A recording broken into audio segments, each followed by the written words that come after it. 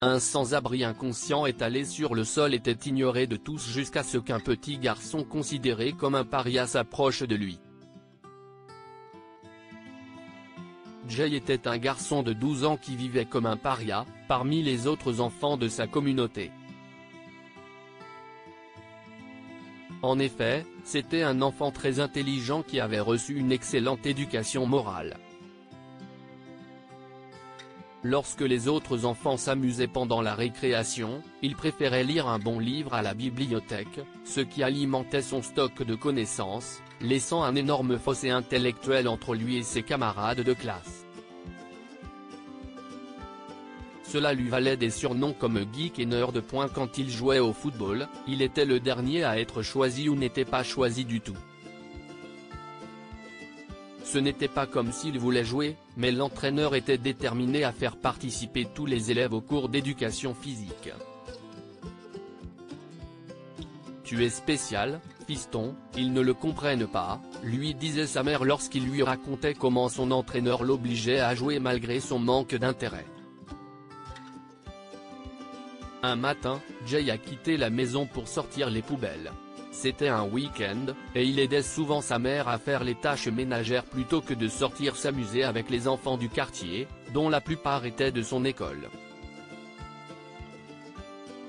Ce matin-là, Jay a traîné le nylon noir rempli de tous leurs déchets jusqu'au trottoir où se trouvait la grande poubelle, facilement accessible par le véhicule de ramassage.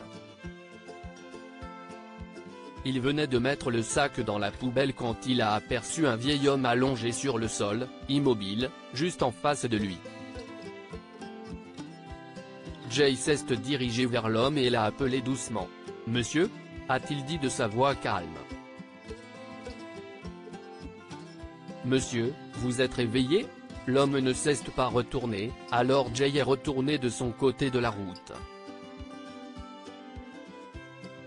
Après avoir regardé l'homme une fois de plus, il a commencé à marcher vers sa maison mais, s'est arrêté lorsqu'il a entendu le tintement des sonnettes de vélo. Il a vu ses camarades de classe s'arrêter à vélo devant l'homme sans défense. Le chef de file est descendu de vélo et a utilisé la pointe de sa chaussure pour frapper l'homme dans les côtes, et comme il ne répondait pas, ils ont tous éclaté de rire. « Vous pensez qu'il est mort ?» a demandé l'un d'entre eux. « Non, regardez sa poitrine, il respire encore », a dit le chef. « Il pue », a crié un autre garçon en se tenant le nez. Les choses se sont rapidement envenimées lorsqu'ils ont tenté de donner des coups de pied à l'homme pour voir qui pourrait le réveiller en premier. Jay a décidé que cela devait s'arrêter et a couru vers eux pour les en dissuader. « Si est-il mal, s'est-il exclamé. Vous devriez laisser cet homme tranquille. Et les gars regardez, si est-il le cafard des livres, a crié le chef. Tu es venu chercher ton père ? A-t-il demandé avec un sourire cruel. On sait tous les deux que ce n'est pas mon père, imbécile, a dit Jay, exaspéré. Le père de Jay était un vétéran de la guerre, mort au combat avant sa naissance. Mais ses camarades de classe le taquinaient souvent à ce sujet, disant que l'homme avait dû s'enfuir de chez lui parce qu'il avait un fils si ringard. Au début, cela avait fait mal à Jay, mais au bout d'un moment, cette remarque lui paraissait davantage idiote. Si est pourquoi il s'en débarrassait facilement. Je pense que cet homme a besoin d'aide, a-t-il dit au groupe de vilains enfants. Si tu ne t'écartes pas de mon chemin tout de suite, si est toi qui auras besoin d'aide, a dit le leader, encouragé par ses larbins. La situation commençait à être tendue quand Jay a entendu la voix d'un homme derrière lui. C'était son voisin, monsieur. Mon Jacques. Qu'est-ce ce qui se passe ici ? A demandé le gros ours. Il mesurait environ 1,80 m et beaucoup de gens l'appellent Winnie parce qu'il est agréable et gentil, comme Winnie l'ourson. Ces garçons veulent faire du mal aux SDF parce qu'ils pensent qu'ils puent, a dit Jay. Si y est-il de la cruauté humaine pour toi, Jay, a dit le voisin avant de faire face aux garçons. Les garçons, vous feriez mieux de déguerpir avant que je ne commence à vous frapper le cerveau. Il n'a pas eu besoin de se répéter avant qu'ils n'enfourchent leur vélo et ne s'enfuient. Après leur départ, M. Monjac a appelé une ambulance pour le SDF. La mère de Jay, qui était infirmière, était l'une des personnes qui s'est occupée de l'homme lorsqu'il a été amené. Apparemment, il souffrait d'une pneumonie et aurait pu mourir s'il n'avait pas reçu d'aide médicale. J'ai entendu de la part de M. Monjac que tu as contribué à amener cet homme à l'hôpital.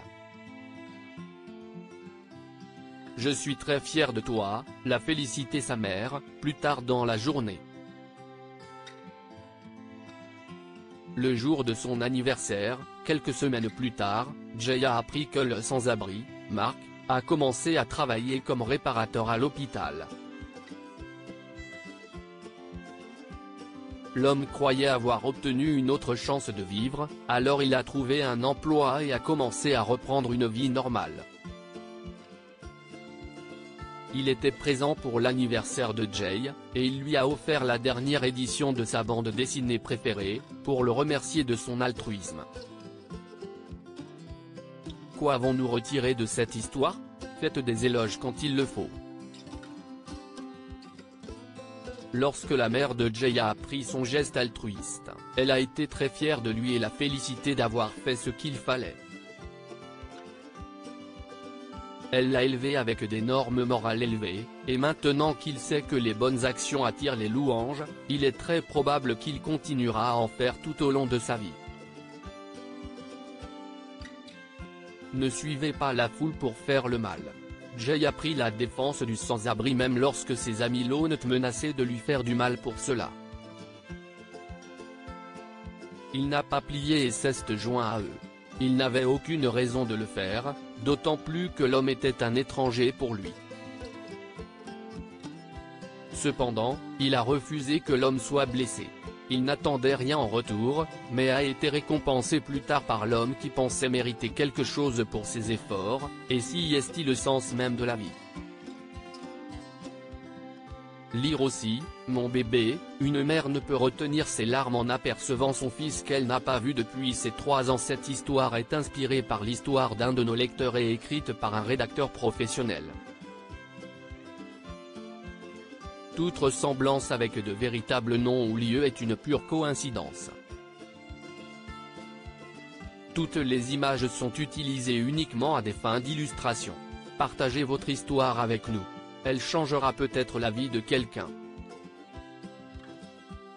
Si vous souhaitez partager votre histoire, envoyez-nous un mail à info@amomama. Comme point pour lire d'autres histoires, abonnez-vous à Amomama sur Google News.